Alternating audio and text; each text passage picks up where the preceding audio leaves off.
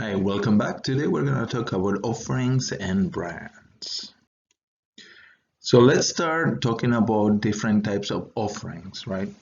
Offerings is an umbrella term that we're going to use to encompass all products, services, solutions, and experiences. So it's just a very general term of what you offer in the marketplace. Now, I think everybody knows a product is something tangible that you actually sell in the marketplace. So different products, things like ice cream, pens, laptops, right? Cars, motorcycles, bicycles, those are all products that are trying to satisfy some sort of need in the marketplace, and there is, at the end of the purchasing of any of those, there is the ownership of something. There's something that is left after you actually buy it. Now, services are different. Services are essentially performances, right? They are some sort of intangible performance that enables you to satisfy some need. Like, for example, right now, one thing that I need desperately, but I cannot get, unfortunately, is a haircut, right? A haircut is a type of service. You don't buy something that you have at the end of the day. It's just the performance of that task, right? Which is to remove some of in my case, it will be my hair, right? But there is no ownership of something that you have at the end of the day. Okay? It's just a performance. Or right now we're in tax season, right? So the same thing. If you go to H&R Block, when they actually do your taxes for you, what they are doing is they are performing a function for you, but there is no actual thing that you have left. I guess the only product that you will have left in this case is more of a solution. There is like, the field tax form, right? But it's the performance that you pay for. It's not the paper with the numbers, right? Good. So why are products and services important? Well, until the 20th century, early 20th century, most developed economies were mostly product manufacturers. But right now, most developed economies like the US are mostly service economies. In the US, the GDP is comprised of roughly 80% of services. So mostly we are a service providing economy. So understanding services better is going to be important. And you're going to see also why we are a service providing economy as we discuss the characteristics of services. Now, what else is there other than products and services? Well, what's been happening is that there is a move towards combining both products and services to provide some sort of solution. And from a customer perspective, we call those solutions experiences. So those terms, experience and solution, they're usually used interchangeably, and solutions are usually talked about more in the business to business environment, whereas in the business to consumer environment, which is what I'm discussing for the most part, we talk about experiences. So experiences are basically end-to-end solutions of a problem for a customer, right? And the reason why we are moving in a marketing sense more towards experiences is because they are going to enable us to create more distinct offerings, right? If all you're doing is you're selling a product is easy to copy. Now, a service is harder to copy, but when you start adding a whole experience to it, it's not only the service, but it's also in what setting is provided in, and how everything feels to the customer from a perceptual perspective. That gives you a lot more degrees of freedom to basically alter your offering in the marketplace and provide a more unique experience, which is what will enable us to differentiate our offerings from those of the competition. So we're moving towards experiences more and more because it's easier to distinguish our brands and our products when we are taking a more holistic approach instead of only considering one or a few of the elements. So from now on, when I'm referring to the product, and this is equivalent to the offering, right? It's a more generic term that it's used. It's a legacy term, but I'm talking in general, both products and services. Anything that I describe from now on It really applies to both unless I explicitly make a distinction. Now, let me talk about the product itself because there are different layers in the product. Okay, you have the very core functional benefits of the product, the core value of the product, which is depicted here in red in the diagram, right? So this core product, a good example of this maybe if you're talking about sustenance and food, will be a meal ready to eat, or a MRE, which is what the military issues to soldiers in the field when they just need to eat, right? So if you're in combat, you're going to carry with you a number of MREs, and it's a very, very basic product. There is just no fluff to it. There is no brand associated with it, etc., etc. All the labeling is absolutely minimal. All the packaging is absolutely minimal, and there are no extra features, right? It's just what it is.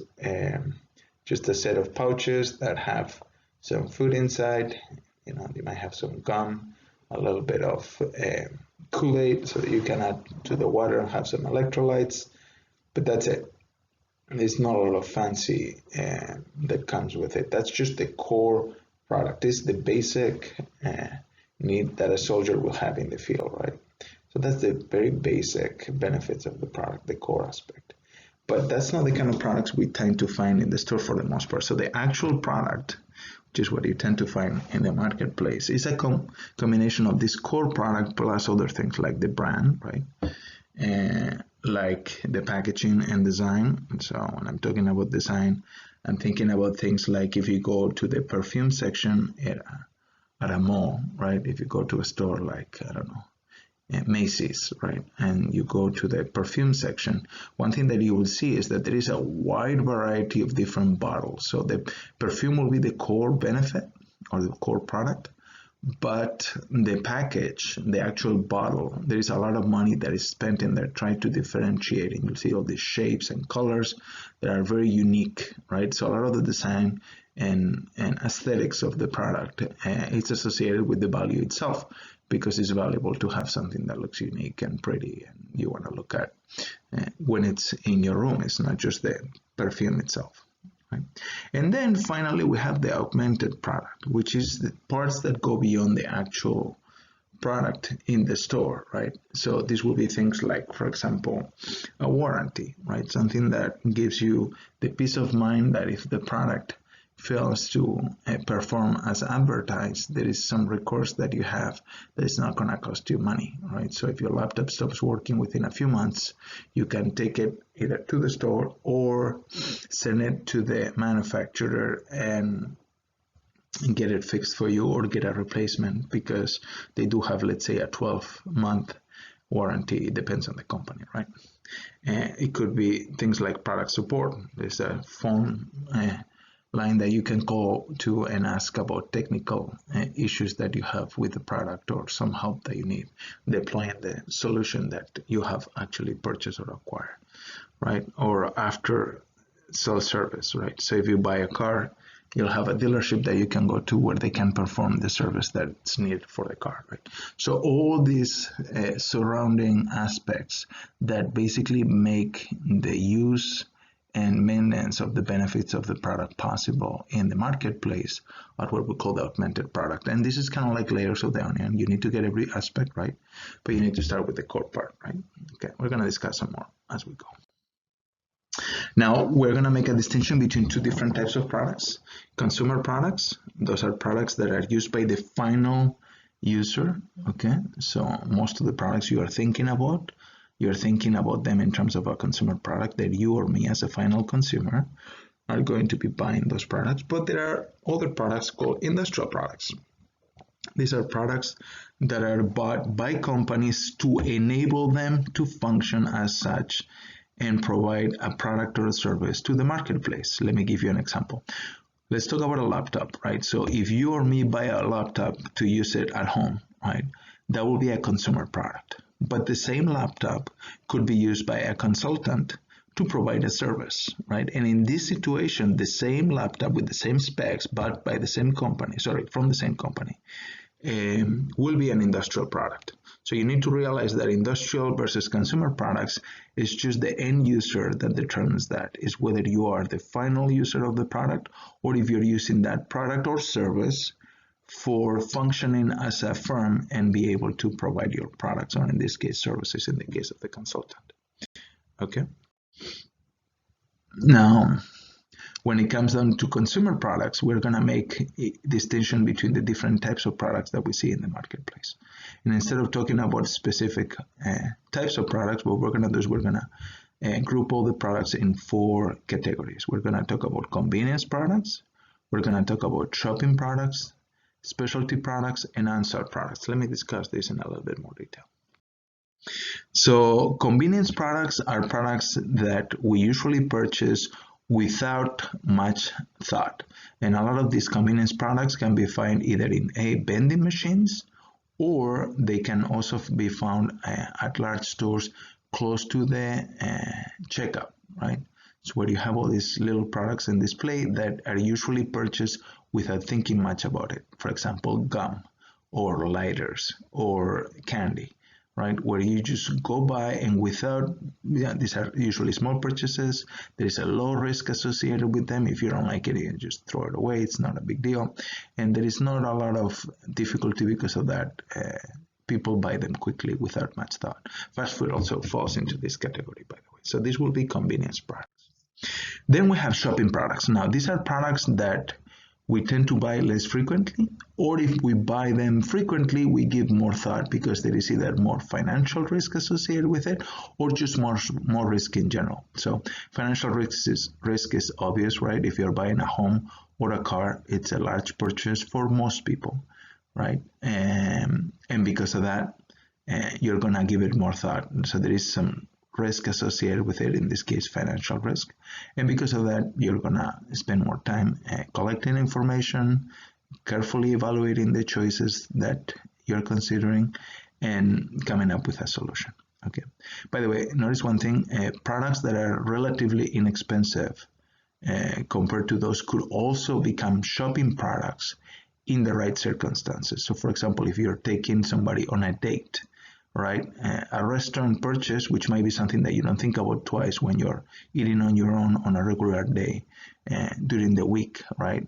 You just go and grab some fast food. But if you are actually trying to prepare a date for somebody that you hopefully care about, right? Suddenly that decision about the restaurant and maybe even what you eat within the restaurant, right, becomes a lot more important, permanent, because there's a risk associated with it. Maybe not so much monetary risk, but in this case, it will be the risk of disappointing or not providing the right experience for the date, right? So when we're talking about shopping products, I want you guys to realize that, yeah, usually financial aspects are important, but it's not the only thing. Things can become important on their own, even if their financial value is relatively small. And then we have specialty products. These are products that have some sort of unique characteristic or brand identification, and because of that, people are willing to go the extra mile, the extra effort when it comes down to making purchases.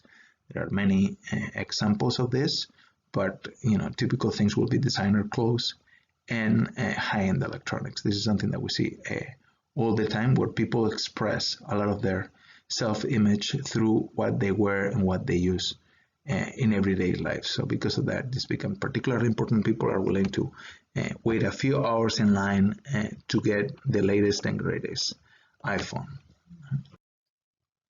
And then finally, and these are the ones that we probably think the least about, are unsought products. So by their own very nature, these are products that usually are not in our minds. So if you ask people how do they buy car insurance, most people don't buy car insurance unless A, they got into an accident and they didn't have it, which obviously it's a problem. B, they bought a new car and now they need a new policy. Or C, they got into some sort of life event that makes them rethink their whole portfolio of insurance, like you have a kid, or your kid now becomes 16 and now they are going to be able to drive, some sort of life event. But for the most part, people are not shopping car insurance. This is not something that you do unless there is something that triggers it. These are categories of products that are not usually in the preferred list, let's say, of people that still buy and shop these products.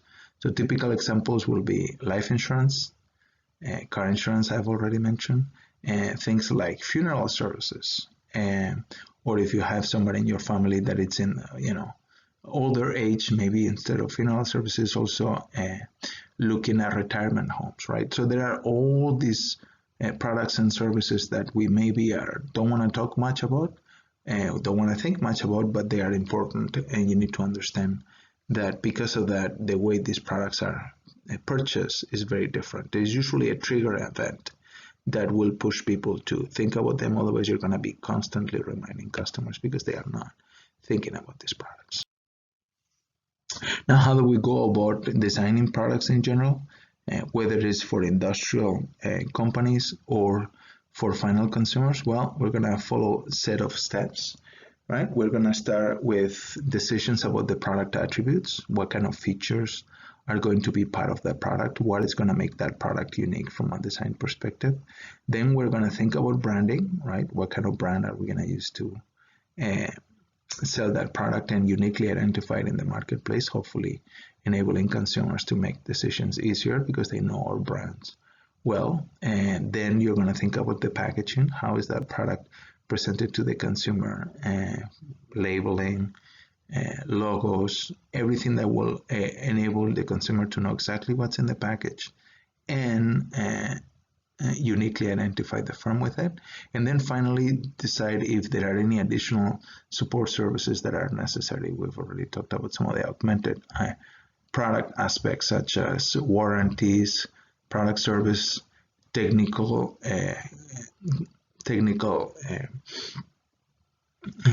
lines, etc. Okay, so let's start talking about each of these steps that I was mentioning that we need to decide on the product. First one will be the attributes of the product or service, right? What kind of attributes? What do we mean by an attribute? Attribute is some sort of feature that is unique to the product, okay? And this obviously is going to vary between one product category and another, okay? So features or attributes for a laptop will be things like screen size, weight, processor speed, amount of memory, definition of the screen, battery capacity.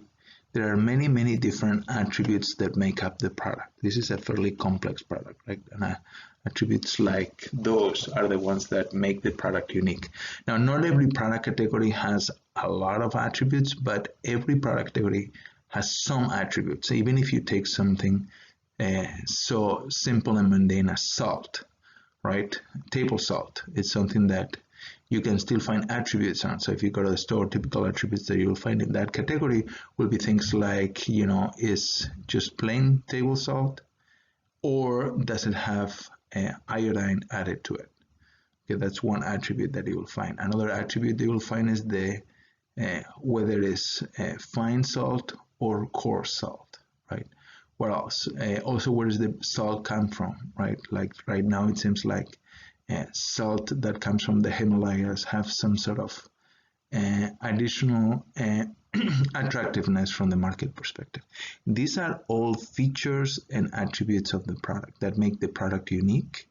And because of that, people are going to be willing to pay more or less depending on what kind of attributes that product has. So when you're designing this product, finding the right combination of these attributes is actually essential in the marketplace. And there are specific marketing techniques that can be used to pinpoint these attributes.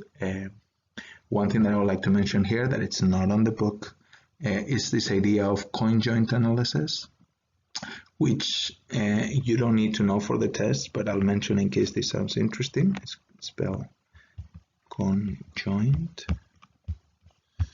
like this. Okay, you can Google it, and it essentially helps you decide on what kind of features and attributes should be in a product in a systematic and scientific manner. It's very data intensive, it requires a lot of resources, it requires experts that actually understand statistical modeling to a pretty high degree, but it can be used to determine what is the optimal combination of attributes in a product. Okay. Another aspect of the product that it's important, and it could be considered one of the attributes, is this idea of product quality. Now, product quality, remember, it's always from the perception of the customer. So when we're talking about product quality, we're talking about perceived quality, okay? Now, notice that when I'm saying perceived quality, that doesn't mean that reality is irrelevant. It is not. Our perceptions of product quality are a function of what the objective levels of quality are. So if you're an engineer and you look at products like a light bulb, for example, right, and you look the number of times that you can turn it on and off before it actually fails, right, or you look at its efficiency in terms of energy consumption. These are all objective metrics that will be part of what you will consider product quality. Okay, so perception of quality is not devoid of reality. It's definitely reality is part of the picture, but perception is important. So because of that, communicating your quality aspects to the customer is particularly important. Now, there are systematic ways of improving the quality within the company. One of them is called total quality management. It's just a set of processes that are used within the firm to enable or ensure that the product quality is ensured. It's particularly difficult with services, by the way, because there's a lot of personal contact, and we'll talk more about that in the next lecture, the second part of this lecture, where I will discuss a little bit services. Now, quality management, if you're interested in this, another thing that you can Google is this idea of Six Sigma, which is associated with total quality management. You can just look into it. I'm not going to get in detail here. It's beyond the scope of class.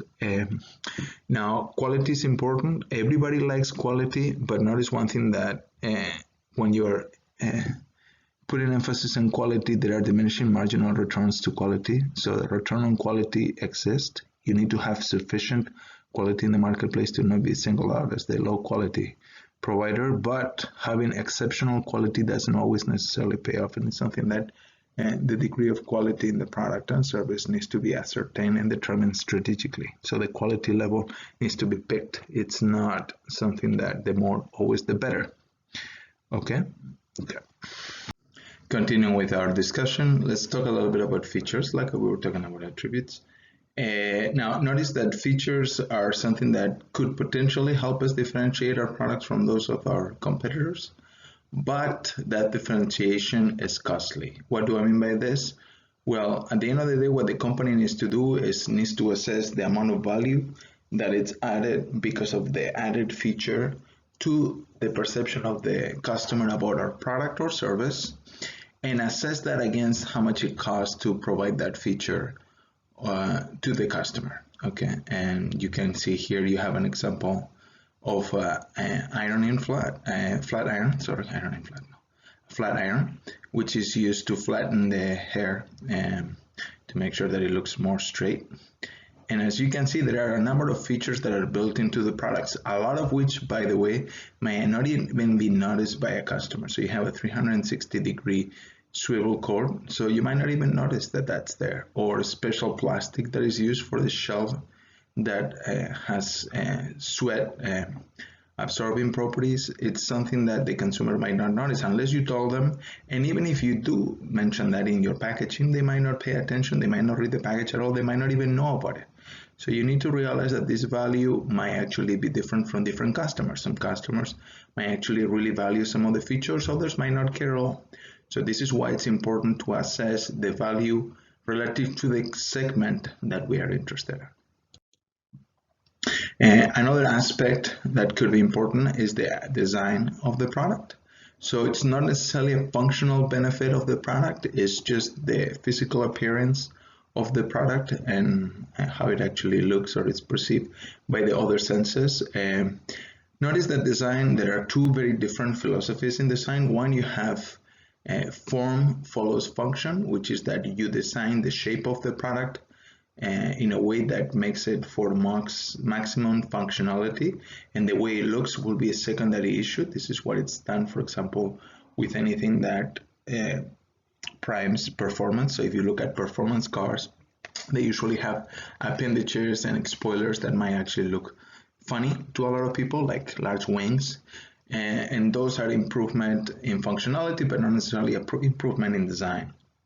Okay, and here you have two pictures of two products. One is a product, one is a building, that follow the opposite design perspective, which is